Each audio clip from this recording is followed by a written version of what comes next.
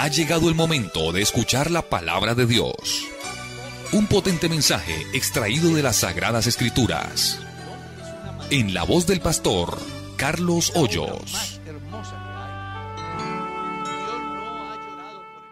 Vamos a leer la palabra de Dios. Hoy ya ustedes saben que hay un culto a las 3 de la tarde de niños.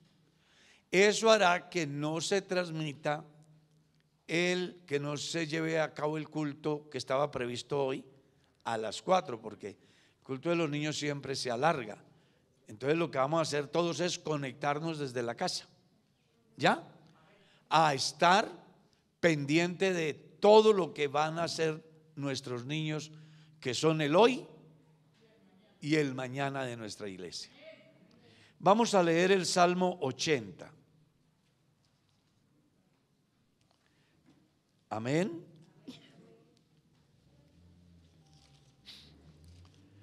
Salmo 80. Esta semana las actividades en la iglesia serán lo mismo que siempre. ¿Ya? Tendremos culto martes, jueves, tendremos programa radial todos los días, perlas evangélicas todos los días, tenemos que orar todos los días, cumplir con nuestros deberes cristianos todos los días, porque no podemos ser cristianos en una época del año y en la otra no. ¿Ya? Entonces aprendamos a ser creyentes ¿de qué? De tiempo completo y no estar pendientes de tanta tradición. La gente vive pendiente de la tradición, nosotros no. Nosotros vivimos pendientes de una sola cosa: agradar a Dios. Capítulo 80 del libro de los Salmos. Vamos a leer el versículo 3, el versículo 7 y el versículo 19. ¿Cómo dice?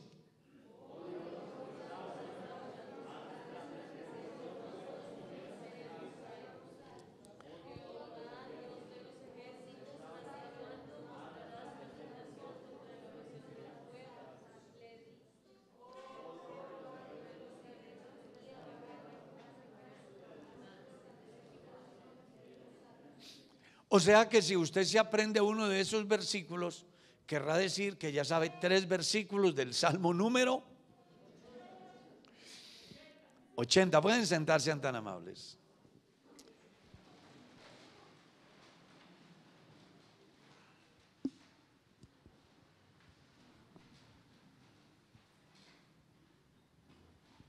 Apaguemos para que no nos vaya a hacer interferencia. Bueno, me pareció importante este salmo porque habla de una cosa que muchos de nosotros no tenemos en cuenta en el momento de considerar al hermano. Primero, vamos a tener en cuenta que restaurar es el equivalente a recuperar algo que está a punto de perderse. En el campo de la cultura, cuando un monumento sufre un deterioro por el vandalismo, entonces ustedes escuchan en las noticias: vale tanto ¿qué? Porque está deteriorado, averiado, con cualquier cantidad de grafiti, en fin, pedazos rotos. Bueno, entonces dicen que hay que restaurarlo. El salmo precisamente es un ruego del salmista por la restauración divina. Eso entonces debe de enseñarnos que en la vida del salmista, como en la vida de todas las personas que han querido agradar a Dios, se han presentado deterioros, ¿cierto? Y uno los va a ver en la Biblia de una manera muy visibles. Y es bueno que usted y yo comprendamos que la restauración es parte de la vida cristiana. El salmista en su oración: oh pastor de Israel, escucha, tú que pastoreas como ovejas a José, que estáis entre querubines, resplandece. Despierta tu poder delante de Efraín, de Benjamín y de Manasés, y ven a salvarnos. Esas tribus han entrado en una decadencia espiritual y en consecuencia en una decadencia moral, haciendo de que las cosas se vuelvan adversas, donde uno, y en este caso particular, querían sacar adelante muchos proyectos y las cosas no funcionaban. Eso lleva al salmista a pedir la restauración divina. Nosotros debemos de tener en cuenta que así como en la sociedad requieren restaurar monumentos, edificios, estructuras, puentes, etcétera, en nuestra vida también hay necesidad de restaurar muchas cosas. Y el hecho de que hablemos así no es igual a que a causa de las situaciones que vivimos y que nos generan deterioro en nuestra vida devocional, quiera decir que no somos cristianos. Cuando uno mira la Escritura, encuentra a un hombre como Elías en lo más alto, haciendo milagros, pidiendo fuego del cielo, confrontando a los paganos, denunciando el pecado del rey, y el hombre no tiene problema. Pero un día sufre un bajón, se deteriora su fe, de tal manera que va y se esconde en una cueva y además quiere ¿qué? Morirse. Dios interviene para restaurarlo y hacerle saber que hay un camino largo por recorrer. Largo camino. Así que come y bebe. No es tiempo de rendirte. Gloria a Dios. Si mira uno al salmista David, no hubo un rey como él. Además fue un hombre conforme al corazón de Dios. O sea que no se trata de cualquier persona.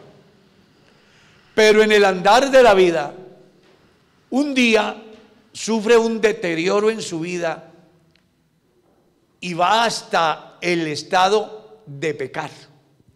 Y pecó. En ese momento, su vida se deteriora. Lea el Salmo 32. Fue tan grave el problema del salmista que dice que mientras callé, se envejecieron mis huesos y se convirtió mi verdor en sequedades de verano. O sea, la cosa se puso complicada. Pero reacciona, busca la restauración a través del arrepentimiento, pidiendo perdón. Y entonces, la mejor manera de ser restaurado no es culpando a los demás, sino asumiendo mi propia responsabilidad. Por eso, el Salmo 51 a mí me apasiona, porque me muestra a un hombre que entiende que ha pecado y que no comienza a culpar a otros. ¿Cierto? Él no comienza a decir, la culpable fue esa mujer que se metió al baño y sabiendo que había una abertura no la cubrió. El culpable fue el marido que no supo hacer ese baño de tal manera que quedara cerradito como una caja fuerte herméticamente. Él no se puso con eso. Él dijo, ten piedad de mí conforme a tu misericordia. Lávame más y más de mi maldad y límpiame de mi pecado, porque yo reconozco mis rebeliones y mi pecado está siempre delante de ti. Contra ti solo he pecado y he hecho lo malo delante de tus ojos. Si usted mira, es una oración nacida del alma, donde el hombre entiende que la mejor manera de encontrar una verdadera restauración es asumiendo su propia responsabilidad, no haciendo lo de Adán. Adán, ¿qué hiciste? Yo no. Ella. Eva, ¿qué hiciste? Yo no. La serpiente. Y aunque ellos buscaron chivos expiatorios, no les sirvió, porque a cada uno se le dio el castigo a causa de su transgresión. ¿Por falta de qué? De sinceridad, de asumir la responsabilidad. Cuando David hace la oración, entiende de que en un momento de sequía espiritual, en un momento donde las cosas no funcionan, y más cuando se entiende que se depende de Dios, porque el pueblo de Israel es un pueblo que depende de Dios totalmente, en la política, en la razón de su fe, en su vida social, en su vida económica. Todo depende de Dios. Es un sistema teocrático. Cada letra del alfabeto hebreo tiene un significado muy importante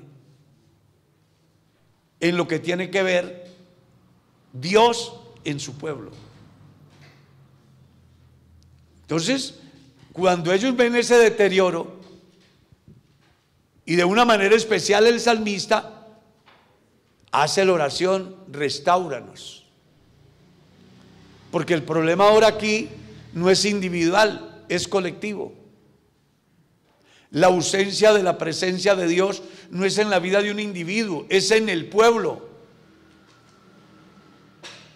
Cuando el problema es mío con Dios, pues yo lo arreglo con Dios, pero cuando el problema es colectivo, el colectivo debe de buscar encontrar esa restauración. Gloria a Dios. Pero usted lee el Salmo 51 y encuentra que él dice, créeme, oh Dios, ¿qué? Un corazón nuevo. Y renueva un espíritu recto dentro de mí. Y cuando esto haya sucedido, entonces voy a tener la autoridad para enseñar a los pecadores tus caminos y los transgresores se van a convertir a ti. Vuélveme ese gozo. No lo dijo cualquiera, lo dijo un hombre conforme al corazón de Dios. Si mira la historia de Sansón, cómo la vida de Sansón se deteriora y en consecuencia recibe los efectos de su comportamiento, perdiendo sus ojos, perdiendo su fuerza, convirtiéndose en objeto de burla, a tal estado que era el centro de atención en el momento en que los paganos se reunían a rendirle culto a su Dios. Pero un día él entiende su pecado, busca la restauración de Dios en el momento, digo yo, más crucial de su vida, y Dios lo restaura de tal manera que hace que se haga justicia a él con relación a quienes le habían hecho tanto daño. Y ustedes dirán, ¿y el pastor por qué viene con esta temática? Porque los cristianos del último tiempo hemos sido muy expertos en juzgar a los demás cuando fallan, en censurar a los demás cuando se equivocan, en convertirnos en personas que llegamos a pensar que quien tuvo un tropiezo en la vida no tiene derecho a levantarse. Y estaba yo mirando el Evangelio, cómo Dios está interesado en que el hermano sea restaurado. Si tu hermano peca, ve y llámalo. Si te escucha, has ganado a tu hermano. En caso de que persista, ve y llámalo delante de 2 o 3. Y si escucha, has ganado a tu hermano. Pero si persiste en el mal, dilo a la iglesia. O sea, todo lo que Dios hace para que el hombre pueda ser restaurado. Pablo, escribiendo en la carta a los Gálatas, en el capítulo 6, él decía: hermanos, si alguno fuere sorprendido en alguna falla, vosotros que sois espirituales, ¿qué? Restauradle con espíritu de mansedumbre, considerándote a ti mismo. Sabe que nosotros hemos perdido muchos hermanos, porque en vez de darle la mano, les hemos dado con el pie. Hay muchos hermanos que se han perdido porque en vez de encontrar una mano amiga que les diga: venga, yo lo ayudo, levántate, no importa, vamos a acudir a la misericordia de Dios. Sé que Él es bueno. No te desmotives, hay oportunidad porque estás vivo y Dios está aquí. Levántate, es tiempo de mirar porque nuestra redención está cerca. Decimos: hermano, pero ¿usted para qué? Si usted siempre la vive embarrando. Yo ya no creo en su cristianismo. ¿Sabe qué? No vuelva, no pierda el tiempo, no se convierta en piedra de tropiezo. ¿Para qué ser cristiano así? Y resulta que se nos olvida el capítulo 18 del libro de Jeremías. Dios llevó al profeta a la casa ¿de quién? ¿Y qué pasó allá? Bueno, lo lleva a que vea el proceso que es necesario realizar para poder tener un vaso que sea de honra. Y en ese proceso hay unos vasos que quedan con defectos, pero el alfarero tiene el poder de quebrarlo, molerlo, pulirlo, amasarlo, volverlo a hacer. Gloria a Dios. Aleluya. Y esa visión tenía que ver con la restauración ¿de quién? Del pueblo.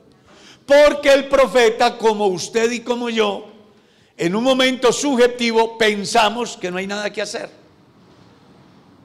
No, eso ni le luchemos más. Ya le he insistido mucho, ni persistamos. Y en esa condición, Dios lleva al profeta para mostrarle que Él tiene el control, que cuando las cosas en mis manos no tienen solución, en las manos de Dios apenas comienza el éxito. Gloria a Dios.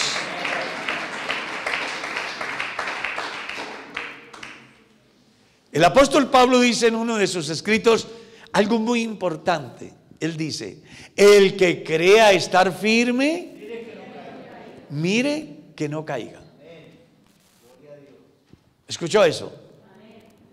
Y en el capítulo 14 de la carta a los Romanos, Pablo, estableciendo la diferencia que querían mostrar los cristianos llamados fuertes sobre los débiles, les llama a reflexionar en el sentido de que hay que recibir al débil en la fe, no para contender.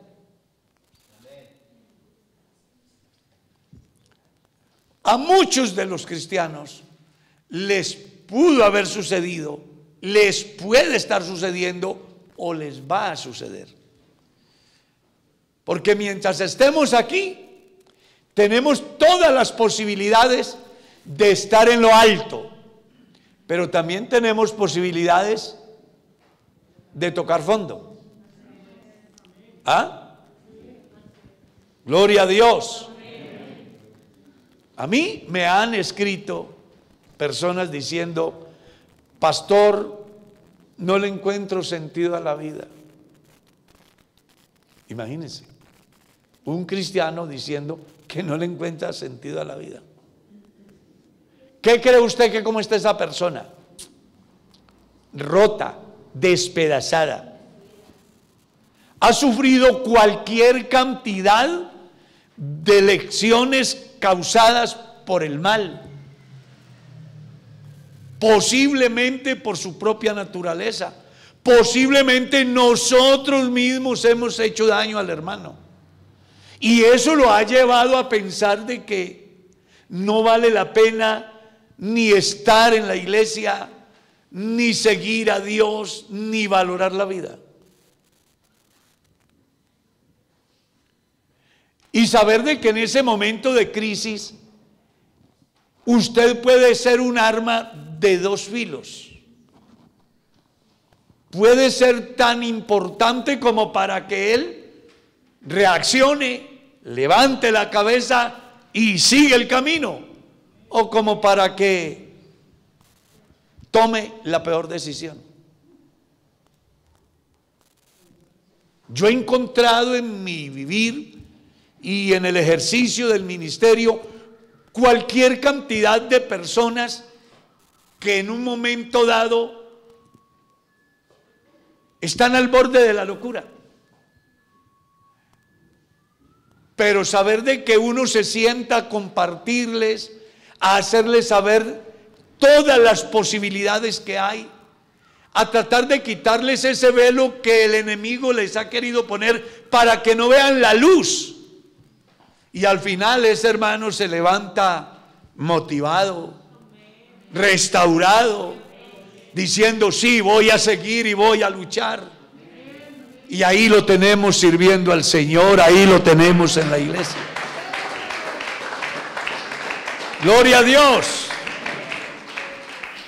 Entonces, cuando el apóstol dice: si un hermano fuere sorprendido en alguna falta, lo que debe hacer el cristiano no es juzgarlo ni condenarlo, sino que restaurarlo, tratar de reparar esas fisuras, tratar de sanar esas heridas, tratar de vendar esas quebraduras, para que esa persona pueda seguir el camino.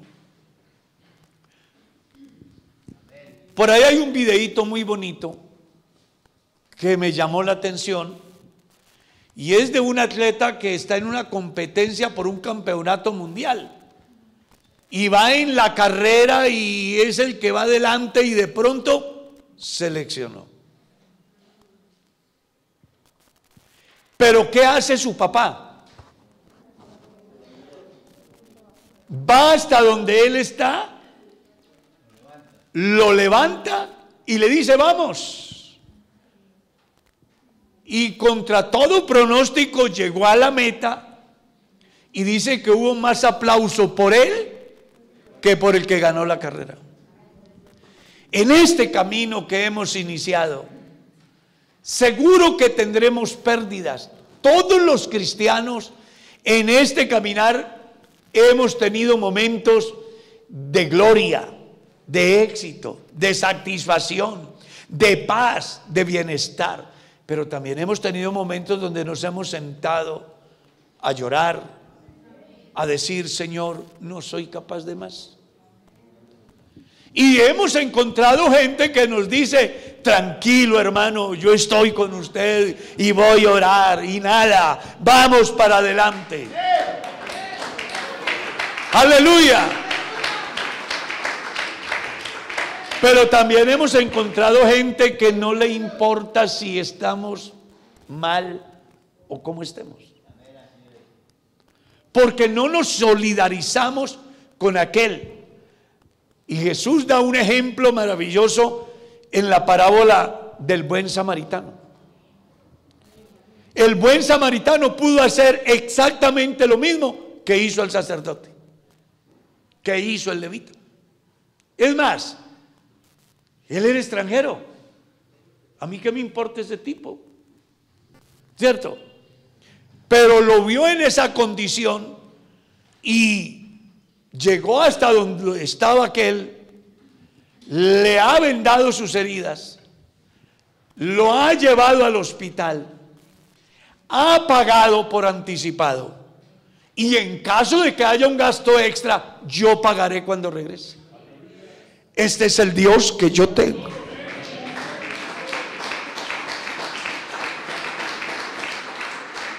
El Dios del cual el salmista dice: Él conoce nuestra condición. ¿Y qué? Se acuerda de que somos polvo. Dios, en la condición de Dios, no tiene necesidad de usted ni de mí.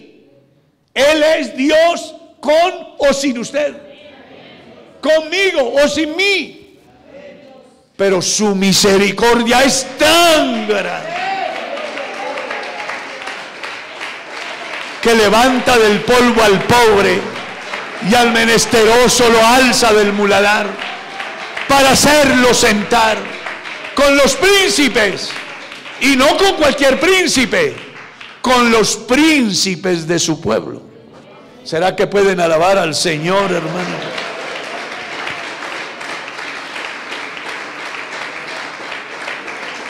Me llama la atención el salmista, porque 3 veces en esa oración dice: restáuranos. A mí se me hace que el tipo estaba derrumbado, que no había nada que hacer. Y me da una enseñanza a mí, y ojalá se la dé a usted y al que me escucha ahí en la casa o donde se encuentre. Y es que la mejor manera de encontrar, de experimentar el Dios que tenemos, no es en el momento de la abundancia. Porque en el momento de la abundancia usted tiene amigos, tiene quien esté a su lado. No es en el momento de su belleza y de su juventud. Es en el momento de la vejez, de la enfermedad, donde las cosas faltan, donde la gente hasta guarda la distancia para saludarme porque hace 20 días no me baño, me tapo la nariz. Yo lo he visto, como en las iglesias los muchachos son abrazos y beso aquí y beso allá, pero llega el viejito que ya no tiene control y entonces necesita su pañal, y en consecuencia su olor no es el mejor. Sí, hermano, Dios lo bendiga.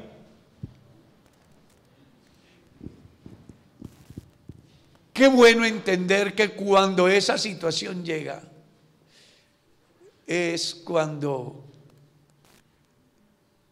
Dios está ahí para decirte: todos te pueden dejar, todos te pueden abandonar, porque la madre se puede olvidar de lo que dio a luz, pero yo no me olvidaré de vosotros, ha dicho Jehová de los ejércitos.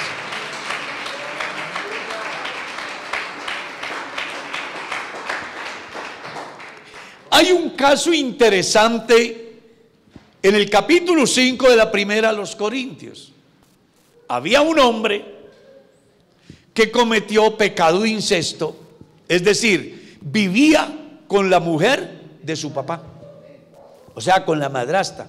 No respetó a la mujer de su papá, ni al papá, ni a Dios, ni a la iglesia, porque el tipo ese era de la iglesia, era un presunto cristiano. Eso lleva a que el apóstol tome una decisión. Primero, con la iglesia. Porque la iglesia a veces se hace cómplice del pecado, partícipe del pecado. La normatividad de nuestro país dice que cuando yo me doy cuenta que alguien abusa de un niño y guardo silencio, soy partícipe y puedo ser sancionado. Muchas veces los cristianos nos hacemos partícipes del pecado. La iglesia estaba conforme con esa situación, con ese comportamiento. Había un conformismo en esa iglesia a causa de la influencia de la autosuficiencia en todos los aspectos. Era una iglesia que gozaba de todos los dones espirituales, pero también tenía cualquier cantidad de desórdenes. Y lo tremendo era que la presencia de Dios en la iglesia, no siendo tan abundante, no era lo suficiente como para que aquellos que vivían desordenadamente reaccionaran. La tenían en poco, a tal estado que la iglesia se conformó con el pecado de incesto. Entonces Pablo los reprende. Léalo, capítulo 5 de la primera de los Corintios. Y luego toma una decisión con respecto a ese creyente. ¿Entregárselo a quién? A Satanás, para que su cuerpo sea destruido, pero que su espíritu sea salvo en el día del Señor. Y la iglesia toma la decisión de poner en práctica la exigencia de Pablo, diciendo en la congregación que el hermano Pepito, a causa del pecado que está cometiendo con la mujer de su padre, no es más miembro del cuerpo de Cristo, no es más miembro de la iglesia. Y que Pablo ha dicho, se lo entregó a Satanás, para que Satanás hiciera lo que quisiera. Pues ha de saber que ese hombre pecaba con conocimiento, porque salido de ahí, él comienza a vivir las consecuencias de su pecado. Y reacciona y se da cuenta que no puede seguir así, y que a pesar de que no le dan la oportunidad de estar entre el pueblo de Dios, él sigue insistiendo y luchando porque él quiere reparar su vida, restaurar su vida. Y lo más maravilloso es que Dios dice: el que a mí viene, yo no le echo fuera. Así que la decisión eclesial es no más aquí, pero su decisión en relación a Dios es: ahora me voy a aferrar de la misericordia, porque cuando todo el mundo me hace a un lado y no tengo la mínima posibilidad dentro de la comunidad, solo me queda una posibilidad: Dios, voy a acudir a Él. Aleluya. Y luego usted va a encontrar en la segunda carta a los Corintios el resultado de esa disciplina tan seria en el capítulo 2.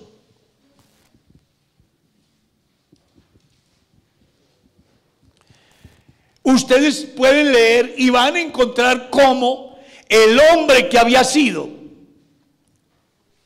entregado a Satanás por causa de todo su proceder, ahorita Pablo se da cuenta que el tipo está consumido, que el tipo está arrepentido, que el hombre de verdad ha hecho un arrepentimiento genuino, y entonces le dice a la iglesia: vea, por favor, restáurenlo, recíbanlo, para que no se vaya a morir de demasiada tristeza. Parece que ese hombre se lo pasaba llorando, porque había perdido algo muy grande. En la iglesia los cristianos muchas veces no saben lo que pierden cuando comienzan a aislarse. Pero quien tiene conocimiento y se da cuenta de todo lo que está perdiendo, hará lo que sea. Renunciará a lo que sea, perderá lo que sea, pero no podrá aceptar perder su comunión con Dios. Alaben el nombre de Cristo.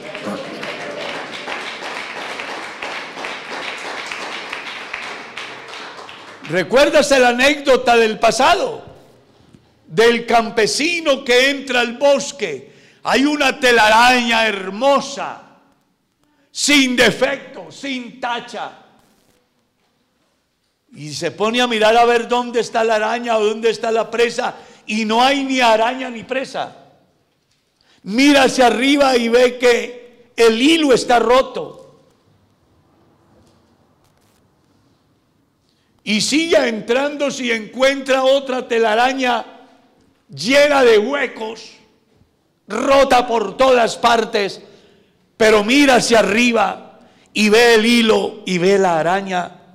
Y ve cómo la araña baja y restaura la telaraña rota. Una enseñanza interesante.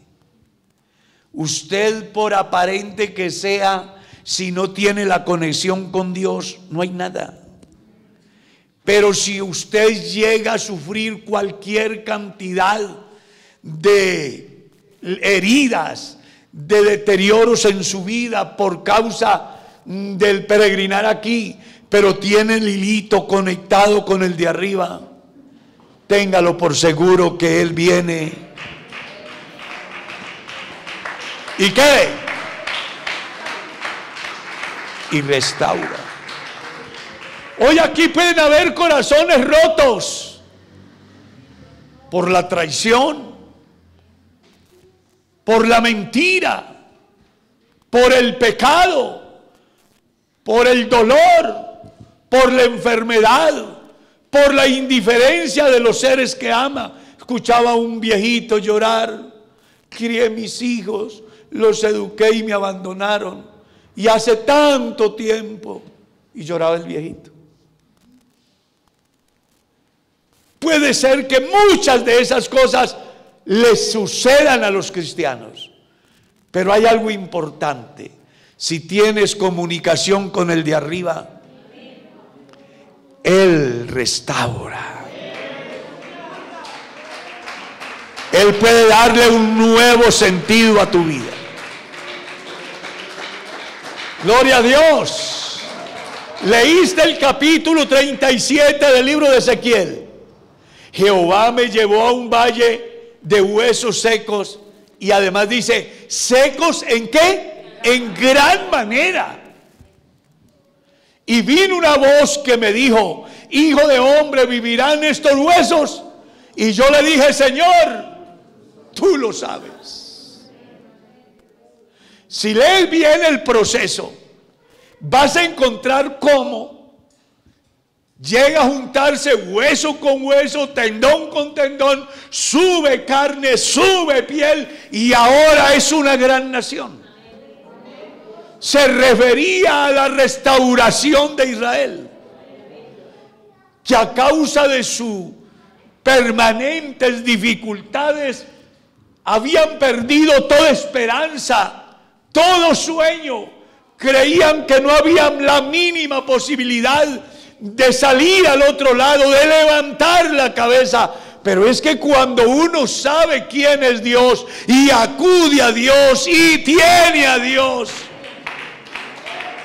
Él llama a las cosas que no son como si fueran. Alaben el poderoso nombre de Cristo.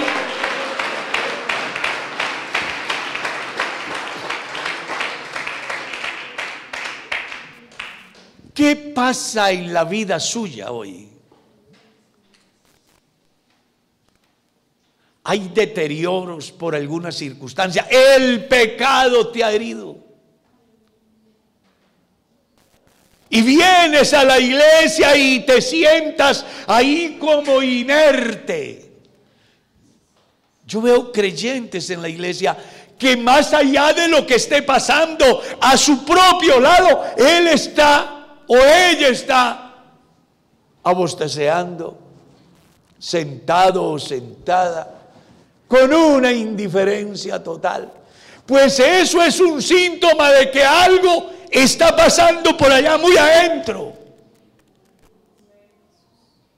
Dudas, inseguridad, incertidumbre hacia el futuro, tristeza por el ayer, rota su vida por alguna circunstancia, batallando contra algo ante el cual usted se rinde porque ve que no puede. Pues hoy te tengo una noticia. Aquí está Dios en esta mañana. No interesa qué haya dicho el médico. No importa qué haya dicho su familia con respecto a su vida. No importa qué piensen los demás. Por grave que sea su estado, aquí hay uno que está dispuesto a levantarte del polvo. Aleluya. Digan aleluya. Aleluya. Aleluya. Yo sé que los cristianos tenemos etapas muy difíciles. Le hace el Salmo 42. Como el siervo clama por las corrientes de las aguas, así clama por ti, oh Dios, el alma mía. Mi alma tiene sed de Dios, del Dios vivo. ¿Cuándo vendré y me presentaré delante de Él? Fueron mis lágrimas, mi pan de día y de noche, mientras me dicen todos los días: ¿dónde está tu Dios? Me he consumido a causa de gemir. Todas las noches inundo de llanto mi lecho, riego mi cama con mi lágrima, mis ojos se han envejecido a causa de mis angustiadores. No era nada fácil la vida del salmista, pero estando en esas, viene una respuesta de una manera interesante, de una forma monóloga. ¿Por qué te abates, oh alma mía? ¿Y por qué te turbas dentro de mí? Espera en Dios. Alábenlo. Aleluya. Es muy posible que usted haya tenido momentos de ir a orar y encontrar el cielo cerrado, de pretender hacer las cosas aparentemente desde su punto de vista bien, pero no funcionan. Como que todo se complica, como que estás al borde del abismo y no encuentras una salida. Hoy tenemos aquí al que es padre de huérfanos y defensor de viudas. Hoy estamos ante el que tiene la solución. ¿Alguna vez se ha encontrado usted con las puertas cerradas? ¿Ah? Busca por toda parte y como que no. ¿Ah? ¿No le ha sucedido a veces que usted dice: yo no me entiendo ni a mí mismo? ¿Cierto? Eso le dice que se complican las cosas. Pero hoy estamos aquí. Y Dios está aquí. No sé si usted estaría en condiciones hoy de decirle a Dios: mi vida está como esa telaraña llena de huecos. El diablo con sus dardos desde toda parte me ha disparado y estoy muriéndome, no puedo más. Pero vengo a ti para que tú seas quien restaures mi vida. ¿Será que Él puede hacerlo esta mañana? Restáuranos, oh Dios, ahora. Restáuranos y seremos salvos. La iglesia en este último tiempo, donde ha enfrentado situaciones diversas, algunos se han quedado en el camino, ha utilizado el diablo la estrategia de la pandemia para desmotivarles, para conformarlos, para hacer de que no sientan la necesidad, pero que al final se va convirtiendo en un cáncer que está matándolo, y que si hoy no reacciona te vas a morir. Pero aquí está Dios que puede hacer lo que tú no puedes hacer. Alaba el nombre de Cristo. A su nombre bendito la gloria. Dígame qué está pasando en su vida hoy. Yo lo invito para que llene este altar de lágrimas.